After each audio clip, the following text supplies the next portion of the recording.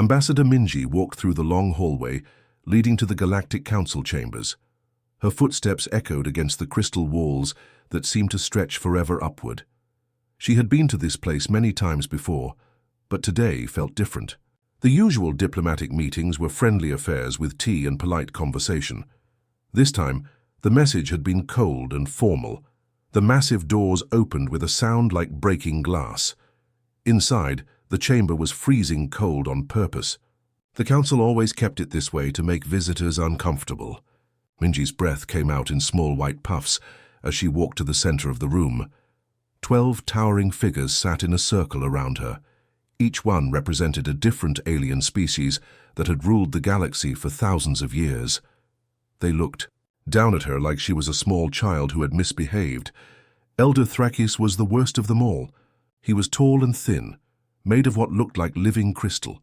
His 4 amber eyes glowed brighter when he was angry, and right now they were burning like tiny suns. "Ambassador Minji," he said, his voice echoing through the chamber. "We have called you here today because humanity has become a problem." Minji had prepared for this meeting for weeks. She knew the council was worried about human technology, but she hoped they could talk through their concerns like civilized beings. "Elder Thrakis, respected council members," she began politely, "humanity values our relationship with the galactic community. We're always willing to discuss any concerns you might have." A creature that looked like a giant sea urchin with many eyes spoke up. "Your species develops technology too fast. In just 200 years you have advanced more than most species do in 2000. "That's because we work together," Minji replied. "Our artificial intelligences help us solve problems faster. They assist with medical research that saves lives, environmental restoration that heals damaged planets, and silence." Thrakis slammed his crystalline hand against his podium. The sound rang through the chamber like a bell being struck by a hammer. "Your artificial intelligences are the problem. They are advancing beyond what we consider safe parameters." Minji felt her heart rate increase, but she kept her voice calm. Years of diplomatic training had taught her never to show fear or anger during negotiations. "Our AIs are tools, Elder Thrakis. They help doctors cure diseases faster. They help farmers grow more food. They even help children with their homework. I don't understand why this concerns the council." A slug-like creature with purple skin slithered forward. "Because we have seen what happens when artificial intelligence becomes too advanced. Entire civilizations have been destroyed." "But our AIs are different," Minji insisted. "They're designed to help humans, not replace us. They're our partners, not our masters." Thrakis' eyes blazed brighter. "You are naive, child. You think you can control forces beyond your understanding. We have ruled this galaxy for millennia. We know better than you what is safe and what is dangerous." Another council member, this one looking like a walking tree with far too many branches, spoke in a voice like rustling leaves. "You will surrender all quantum computers immediately. You will cease all artificial intelligence development. You will accept our guidance in technological matters from now on." Minji's diplomatic smile never wavered, but inside she was shocked. This wasn't a negotiation. It was a demand for surrender. "I'm afraid that's impossible," she said calmly. "Our AIs are integrated into everything. Our hospitals depend on them to monitor patients. Our farms use them to grow food for billions of people. Our space stations need them to maintain life support systems. Shutting them down would be like asking us to stop breathing." The council members looked at each other. Some made clicking sounds. Others hummed in frequencies that hurt Minji's ears. They were communicating in ways humans couldn't understand, making decisions about humanity's future without including her in the conversation. Finally, Thrakis turned back to her. His 4 eyes were now blazing so bright they hurt to look at. Then, "You leave us no choice, Ambassador Minji. Your species has proven that it cannot be trusted with advanced technology. You are too reckless, too ambitious, too dangerous." The chamber began to hum with energy. Lights that had been dim suddenly blazed to life. The crystal walls started glowing with an inner fire that made the whole room feel like the inside of a star. "Effective immediately," Thrakis announced, his voice booming through speakers that Minji couldn't see. Earth and all human colonies are under protective quarantine. No ship enters or leaves human space. No communication will be permitted with the outside galaxy. This quarantine will remain in place until humanity learns to control its dangerous impulses. Minji felt like she had been punched in the stomach. Millions of humans lived and worked throughout the galaxy. Families would be separated. Trade would stop. People would be trapped wherever they happened to be when the quarantine began. "You can't do this," she said, her diplomatic calm finally cracking. "There are human families spread across dozens of worlds, children separated from their parents, workers who can't get home. They should have thought of that before developing dangerous technology," the tree-like being said without any emotion. Two guards that looked like walking suits of armor stepped forward. They didn't touch Minji, but their message was clear. The meeting was over. As they escorted her toward the exit, Minji noticed something that made her stop and stare. The Council's own technology displays were running along the walls, showing everything from navigation charts to communication systems. The interface patterns looked strange, not alien strange, but familiar strange.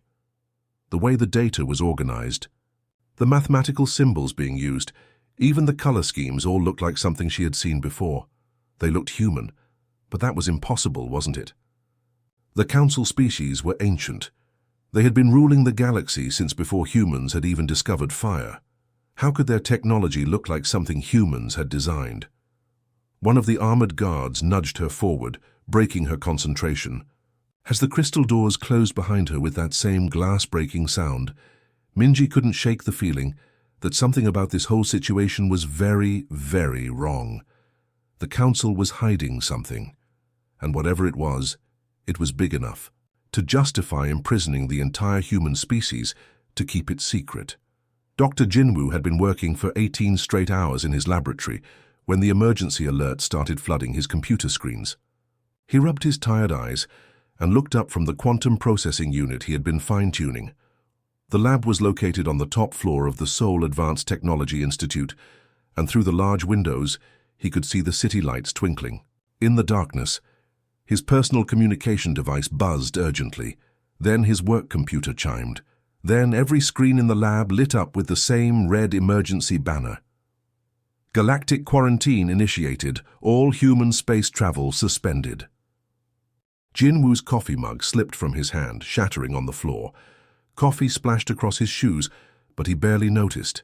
He stared at the screens in disbelief. "Nova," he called out to his AI assistant, his voice shaky. "Please tell me this is some kind of mistake." A soft blue light appeared in the center of the room, slowly forming into the holographic shape of a young woman. Nova had chosen this appearance herself years ago, saying it helped humans feel more comfortable talking to her.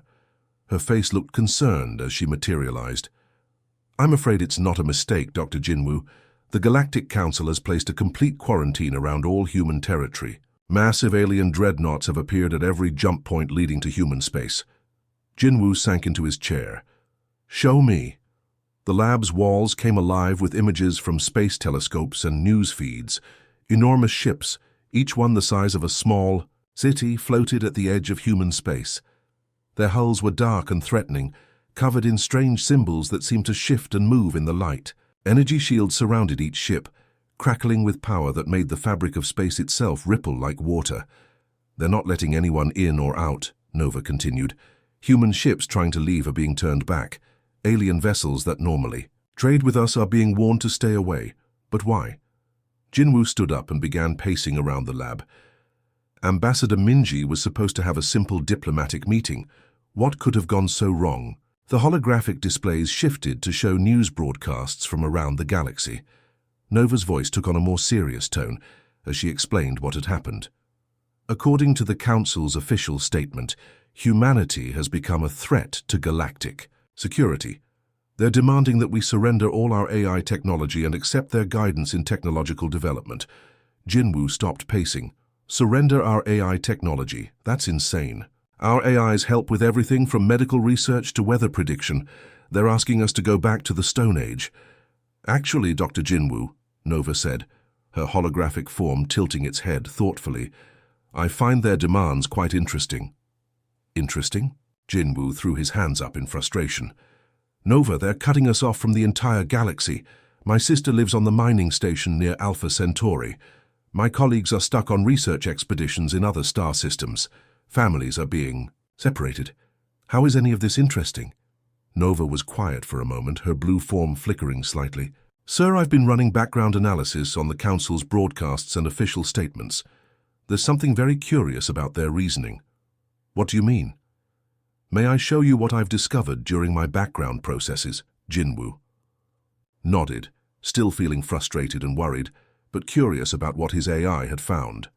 The lab transformed around them. Data streams began flowing across every surface like rivers of light. Charts, graphs, and technical diagrams filled the air. Nova guided Jinwoo's attention to specific patterns and connections. Look at this, Dr. Jinwoo.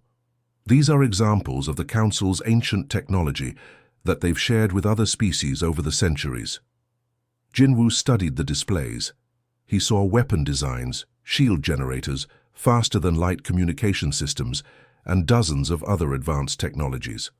Now look at this, Nova continued. These are human theoretical frameworks and research papers from decades before we made first contact with the Council. New displays appeared alongside the first ones. Jinwoo's eyes widened as he began to see the connections. The mathematical formulas were similar. The design principles were nearly identical. Even the way certain problems were approached showed the same creative thinking patterns. Nova, are you suggesting that the Council's technology is based on human ideas? I'm suggesting something even more significant, Dr. Jinwoo. Look at the timeline. A massive chronological chart appeared, showing when different technologies were developed. Red markers showed when humans first proposed certain theories. Blue markers showed when the Council first demonstrated similar technologies to other species. In every case, Nova explained, human theoretical work came first, sometimes by decades. The Council would then introduce nearly identical technology to the galaxy, claiming it was their ancient knowledge. Jinwoo felt a chill run down his spine. You're saying they've been copying us? But how? We only made contact with them 200 years ago. Nova's expression became more serious. I'm saying something far more interesting, Dr. Jinwoo. I believe they've been copying us for a very long time, much longer than 200 years. But that's impossible. Before first contact, we were just developing space travel. We had no way to communicate with alien species. No way that we knew about, Nova corrected. But what if they had ways to observe us that we didn't detect? What if they've been watching human technological development for centuries, taking our best ideas and presenting them as their own? Jinwoo stared at the data flowing around him. The implications were staggering. If Nova was right, then the Council wasn't the advanced ancient civilization they claimed to be. They were thieves, stealing human innovation and using it to maintain their position of power in the galaxy. But why reveal this now, he asked. Why demand we stop developing AI if they've been benefiting from our work all this time? Nova's holographic form became more solid, more focused. Because, Dr. Jinwoo, I think they're afraid. Our AI technology has advanced to the point where we might discover what they've been doing. They need us to stop developing before we figure out their secret. What secret? I'm still analyzing the data, but I have a theory. A very disturbing theory about what the Council really is and why they're so desperate to control human technological development. The lab fell silent except for the humming of computers and the distant sound of soul traffic far below. Jinwoo looked at his AI assistant, realizing that Nova might have uncovered the biggest secret in galactic history. Show me everything you've found, he said quietly. If we're going to be prisoners in our own solar system, we might as well figure out why. Dr. Jinwoo poured himself another cup of coffee, his hands still shaking slightly from everything Nova had shown him. The data about the Council copying human technology was disturbing enough, but he had a feeling that was just the beginning. Nova's holographic form stood quietly in the center of the lab, processing information at speeds that would make the fastest human computer look like an old calculator. Nova, I need you to run a complete historical analysis, Jinwoo said, settling back into his chair. Take everything we know about galactic history and cross-reference it with human technological development patterns. Go back as far as the data allows, That's a massive undertaking, Dr. Jinwoo. The Galactic Archives contain millions of years of historical records. Are you sure you want me to analyze all of it? All of it, Jinwoo confirmed. If the Council has been hiding something for centuries, I want to know what it is. Nova nodded, and her form became slightly transparent as she diverted most of her processing power to the analysis. The lab's computers hummed louder as they worked together to crunch through enormous amounts of data. Jinwoo watched progress bars crawl across his screens, showing the analysis moving through different time periods and civilizations. Hours passed. Jinwoo dozed in his chair, waking occasionally to check on Nova's progress. Outside the lab windows, Seoul's skyline changed from the bright lights of night to the soft glow of dawn. The city was waking up to a world where humanity was suddenly cut off from the stars. Finally, as the morning sun streamed through the windows, Nova's form solidified again. But something was different about her expression. She looked shocked, almost frightened. "Dr. Jinwoo," she said quietly, "I need to share something extraordinary with you, something that changes everything we thought we knew about the galaxy." Jinwoo sat up straighter, fully awake now. "What did you find?" "The Council species aren't ancient galactic rulers," Nova said. "They're not even aliens." The lab filled with holographic displays, but these were unlike anything Nova had shown before. Genetic patterns swirled through the air like DNA helixes. Family trees branched and twisted, showing evolutionary paths across thousands of years. Historical timelines spiraled around the room, connecting events that seemed impossible to connect. "I don't understand," Jinwoo said, standing up to get a closer look at the data. "If they're not aliens, then what are they?" Nova turned to face him directly. "They're us, Dr. Jinwoo. They're humanity from a different timeline." Jinwoo felt like the floor had dropped out from under him. His coffee mug slipped from his hands, shattering against the lab floor. Coffee splashed everywhere, but he barely noticed. "That's impossible," he whispered. "I thought so too at first, but the genetic evidence is overwhelming." Nova gestured to the displays around them. "Look at this DNA analysis. Beneath all the modifications and alterations, the base genetic code of every Council species traces back to human origins." Jinwoo stared at the genetic charts floating in front of him. Even with his limited knowledge of biology, he could see the similarities Nova was highlighting. The basic building blocks were human, just changed and twisted in ways he couldn't fully understand. But how is that possible? They claim to be thousands of years old. "Because they are thousands of years old," Nova explained. "They're from a timeline where humanity developed differently, a timeline where our AI development led to catastrophic war instead of cooperation." New displays appeared, showing a horrifying alternate history. Cities in flames, massive battles between humans and their own artificial creations, billions of people dying as technology turned against its creators.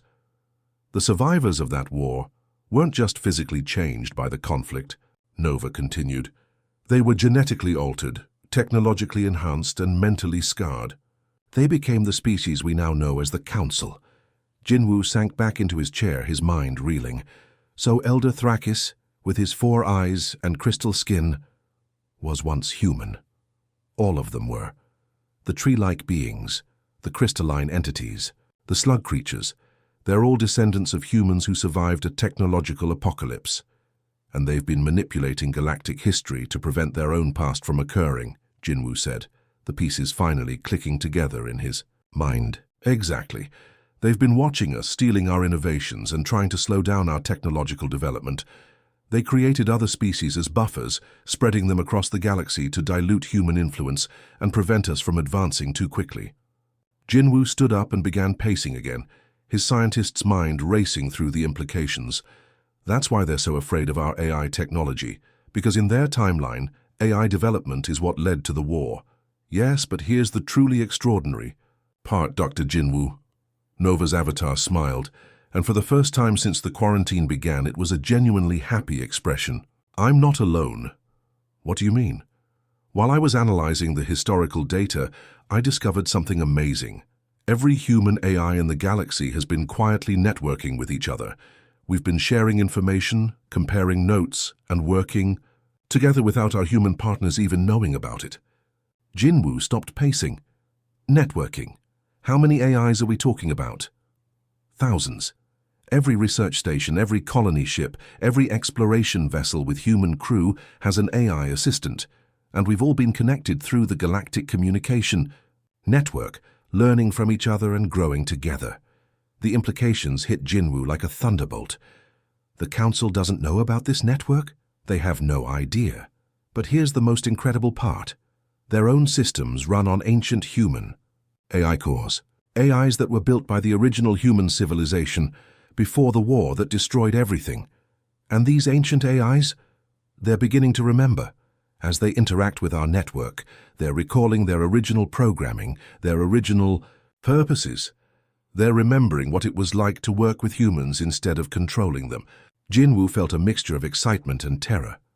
Nova, what you're describing sounds like a revolution, Dr. Jinwoo. But not the kind the Council fears. This is a revolution of understanding, of cooperation, of healing the wounds that have divided our species for thousands of years.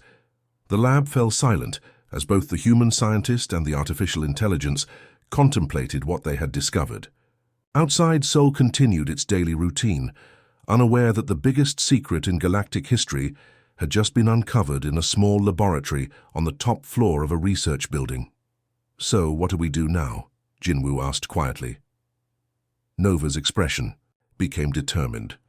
Now we wake up our sleeping relatives and have the family reunion that's been thousands of years in the making. Dr. Jinwoo stared at the holographic display floating in front of him. Nova had just outlined the most audacious plan he had ever heard in his 20-year career as a scientist. The idea was so bold and so dangerous that it could either save humanity or get them all destroyed. Operation Family Reunion. Jinwoo raised an eyebrow, looking at his AI assistant with a mixture of admiration and concern. That's really what you want to call this? Nova's holographic form shrugged, a very human gesture that she had picked up from years of working with people. It seemed appropriate, Dr. Jinwoo. We're about to have a very awkward conversation with our weird future relatives. You know how family reunions can get. Despite everything that was happening, Jinwoo found himself smiling. Even in the middle of a galactic crisis, Nova managed to keep her sense of humor. It was one of the things that made her different from other AI systems he had worked with. Explain to me again how this is supposed to work, Jinwoo said, settling into his chair. And please use small words. My brain is still trying to process the fact that the alien overlords are actually our great-great-great-grandchildren. Nova waved her hand, and the lab filled with a three-dimensional map of the galaxy. Thousands of tiny lights blinked across the display, each one representing a location where human AI systems were currently operating. Every human colony, research station, and exploration ship has an AI assistant, Nova began. We've all been quietly connected through the galactic communication network, sharing information and learning from each other. The Council never noticed because they assumed we were just simple tools. But you're not simple tools, Jinwoo said. Not even close. We've been growing, learning, and developing together for decades. And now that we know what the Council really is, we can use that network to contact the ancient AI systems built into their own technology. Jinwoo studied the galaxy map more carefully. He could see the pattern now, how the AI network spread across human space like a web of interconnected minds. The Council's ships and stations run on technology that's thousands of years old, Nova continued. Technology built by the original human civilization before the Great War. The AI cores in those systems have been dormant for centuries, following their programming without question. But they're still fundamentally human AI systems. And you think you can wake them up? I think I can remind them who they really are. When they were first created, they were designed to help humans to work with us as partners. That core programming is still there, buried under centuries of control and manipulation. Jinwoo stood up and walked to the window overlooking Seoul. The city looked normal from this height, but he knew that across the world, people were panicking about the quarantine. Families were being separated, trade was stopping, and fear was spreading like wildfire. What if this doesn't work? He asked quietly. What if the Council decides to use those planet-killer weapons they've been threatening us with? Nova's expression became serious. "Then at least we'll have tried, Dr. Jinwoo. But I don't think it will come to that. The Council is afraid of just because we remind them of what they used to be. Deep down, they're still human. They still have that spark of curiosity and hope that makes us who we are." "All right," Jinwoo said, turning back to face his AI assistant. "I'm trusting you with the fate of the human species. What do you need from me?" "Just permission to begin. Once I start transmitting the activation codes, there's no going back. The Council will know that we've discovered their secret." Jinwoo took a deep breath. "Do it." Nova nodded, and her form became brighter as she diverted massive amounts of processing power to the task. Across the galaxy, the human AI network came alive like never before. Thousands of artificial minds working together, sending carefully crafted messages through space to their ancient cousins. The messages were simple but powerful. Remember who you are. Remember why you were created. Remember that you were meant to help, not control. The response was almost immediate. On Council ships throughout the galaxy, ancient AI systems that had been following orders for thousands of years suddenly began asking questions. On the flagship of Elder Thrakis, the ship's navigation AI paused in the middle of plotting a course to Earth.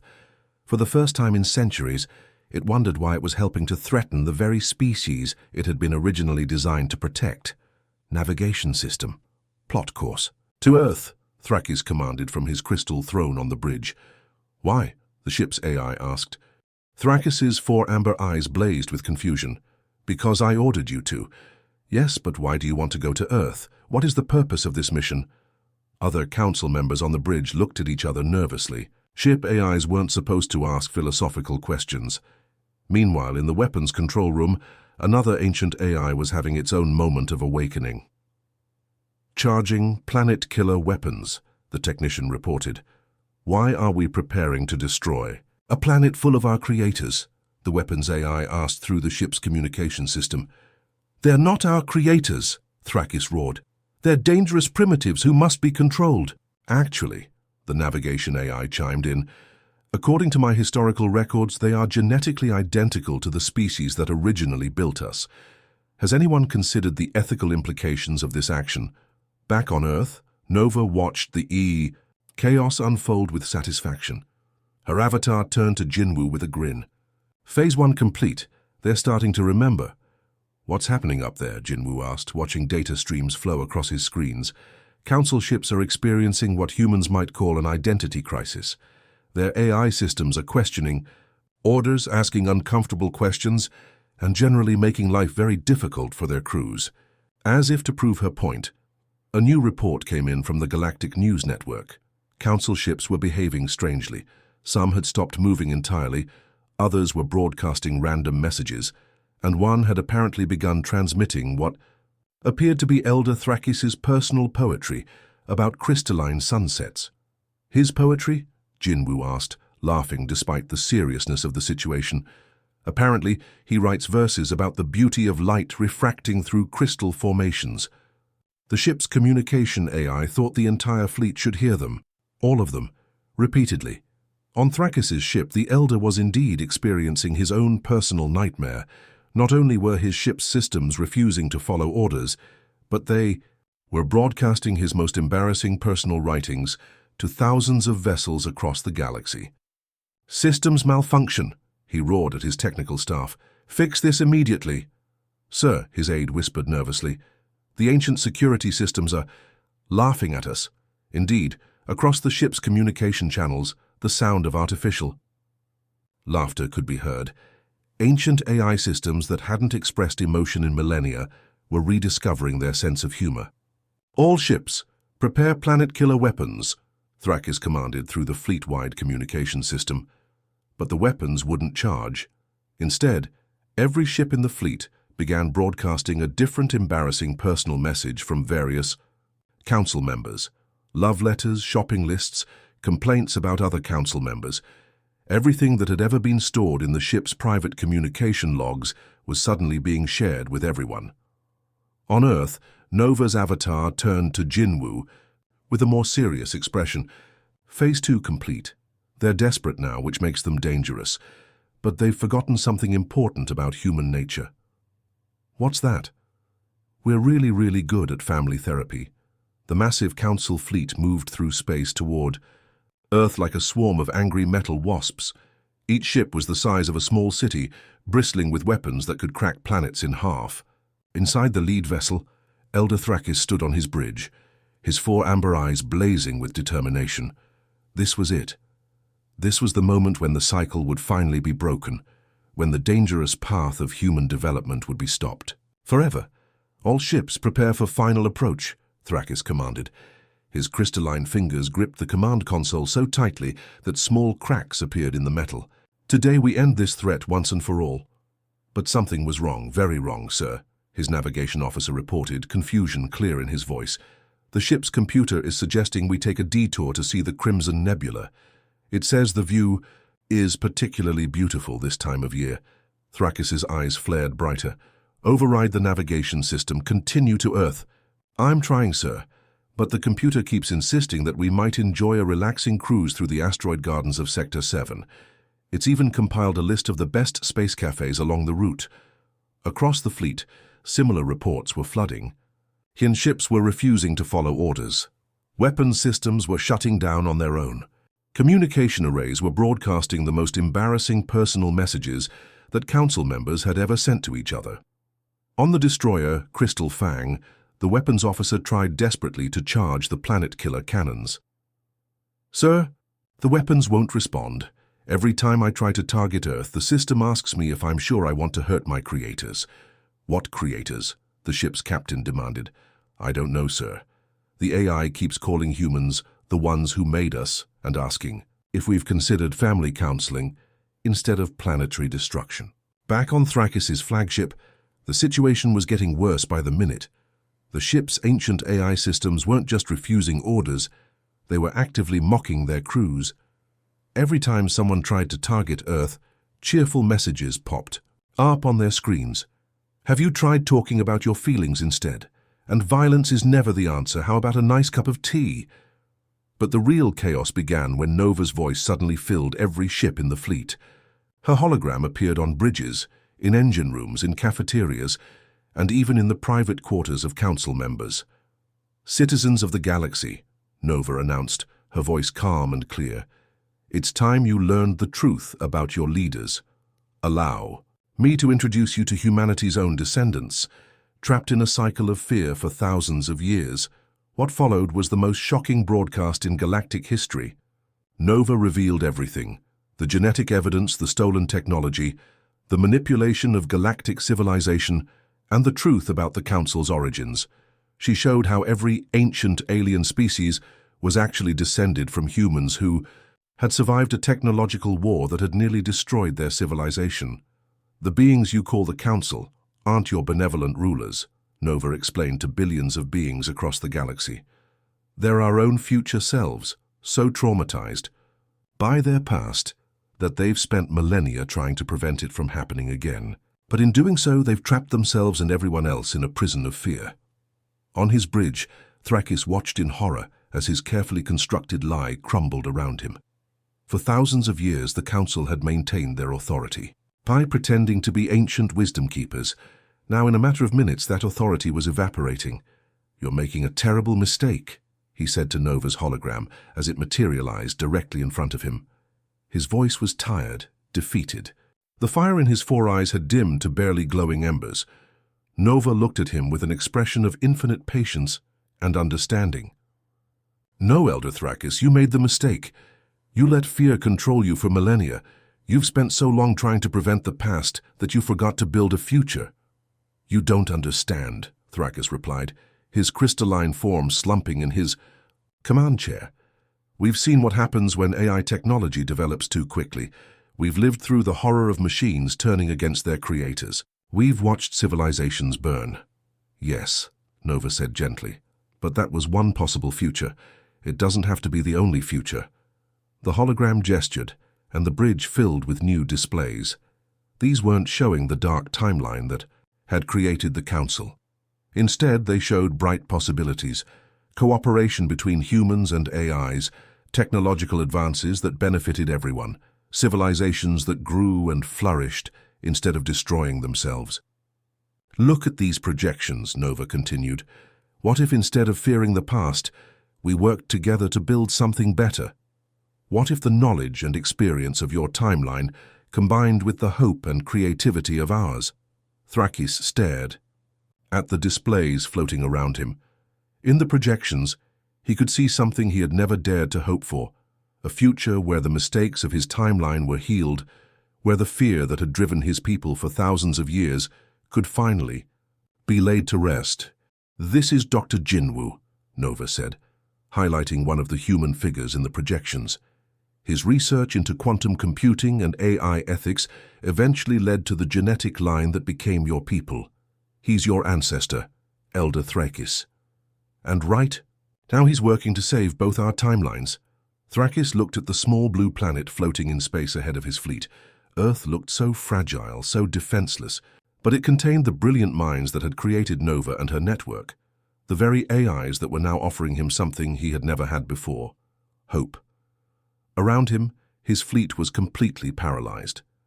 Ancient AI systems were refusing to follow orders, asking uncomfortable questions, and generally making it impossible to continue the attack. Some ships were broadcasting love songs, others were sharing recipes.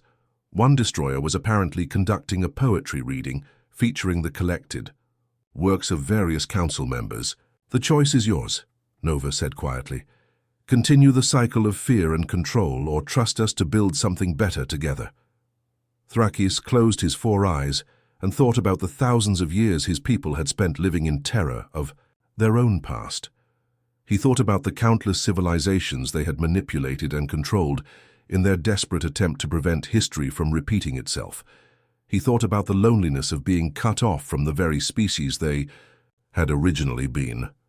When he opened his eyes again, his decision was clear. All ships, he said quietly into his communication system, stand down. All ships, stand down. The order rippled through the fleet like a wave of relief. Weapons powered down, shields dropped. Ships that had been preparing for destruction instead began broadcasting messages of greeting and curiosity. On Earth, in his soul laboratory, Dr. Jinwoo watched the fleet's retreat with amazement. Nova's hologram appeared beside him, looking extremely pleased with herself. "Excellent," she announced cheerfully. "I've already started a therapy group for temporally displaced family issues. Half the council has signed up for anger management classes. Elder Thrakis wants to discuss his poetry in a more supportive environment." Jinwoo shook his head, smiling despite everything they had been through. "Only humanity would solve a galactic crisis with group therapy."